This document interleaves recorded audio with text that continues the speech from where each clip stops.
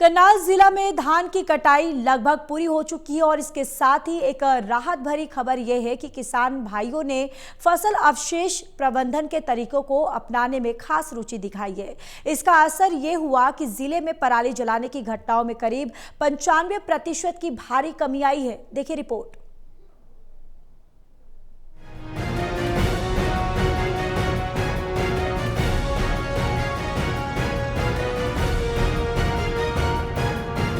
करनाल जिला में धान की कटाई लगभग पूरी हो चुकी है और इसके साथ ही एक राहत भरी खबर यह है कि किसान भाइयों ने फसल अवशेष प्रबंधन के तरीकों को अपनाने में खास रुचि दिखाई है। इसका असर यह हुआ है कि जिले में पराली जलाने की घटनाओं में करीब 95% की भारी कमी आई है, जो सभी के लिए खुशी की बात है और कृषि अधिकारियों को भी उत्साहित कर रही है।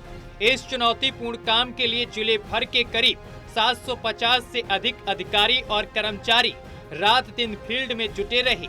परिणाम स्वरूप जिले में पिछले साल दर्ज 96 पराली जलाने की घटनाएं इस साल घटकर सिर्फ 5 पर रह गई हैं। 2023 में पराली जलाने की वजह से 123 केस दर्ज किए गए थे।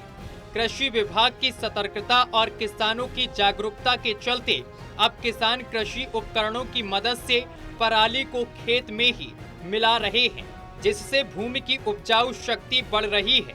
इस C2C2 प्रबंधन के तहत फसल अवशेष प्रबंधन वाले क्षेत्रों में 3 से 4 गुना वृद्धि दर्ज की गई है, जो किसानों की जागरूकता को दर्शाता है। करनाल के कृषि उप निदेशक डॉक्टर बजीर सिंह के अनुसार जिले में कुल 8,50,000 MT फसल अवशेष उत्पन्न होता है। इस बार 5,50,000 MT की बेल्स बनाई गई, जबकि 2 लाख MT फसल अवशेष C2C2 प्रबंधन के तहत प्रबंधित किए गए और 1 लाख MT फसल अवशेष पाउडर में परिवर्तित किए गए। उन्होंने बताया है कि जिन किसानों ने इस प्रबंधन में भाग लिया, उन्हें सरकार की ओर से प्रति एकड़ 1200 रुपए का अनुदान दिया गया। डॉक्टर बजीर सिंह ने बताया है कि सरकार की ओर से दिए गए निर्देशों का पालन पूरी तरह किया गया। अधिकारियों और कर्मचारियों ने किसानों को समझाया कि पराली जलाना न केवल खेत की उर्वरा शक्ति को नुकसान पहुंचाता है, बल्कि स्वास्थ्य के लिए भी हानिकारक है। जिला करनाल में धान की कटाई का कार्य लगभग समाप्त हो चुका है और फसल अवशेष प्रबंधन के तहत सरकार द्वारा जो हिदायतें दी गई थी उसके अनुसार विभाग द्वारा कार्य किया गया। इसमें जिला प्रशासन द्वारा भी मॉनिटरिंग टीम गठित की गई थी, जिनको हम पराली प्रोटेक्शन टीम भी बोलते हैं। उन टीम्स के सभी अधिकारी कर्मचारियों द्वारा मौके पर जाकर किसानों को समझाया गया कि वो फसल अवशेषों में आग न लगाएं, क्योंकि अगर कोई किसान फसल अवशेषों में आग लगाता है तो उसके खिलाफ जो है FIR हो, चाहे पेनल्टी हो या फिर एंट्री हो, तीनों कार्रवाई विभाग द्वारा की जा रही है। इसके अतिरिक्त अगर कोई किसान भाई फसल अवशेष या तो एक्सीटू स्टाफ मैनेजमेंट या इंस्टीट्यूट स्टाफ मैनेजमेंट के तहत फसल अवशेषों का प्रबंधन करता है तो उस पर 1200 रुपये प्रति एकड़ का अनुदान भी किसानों को दिया जा रहा है।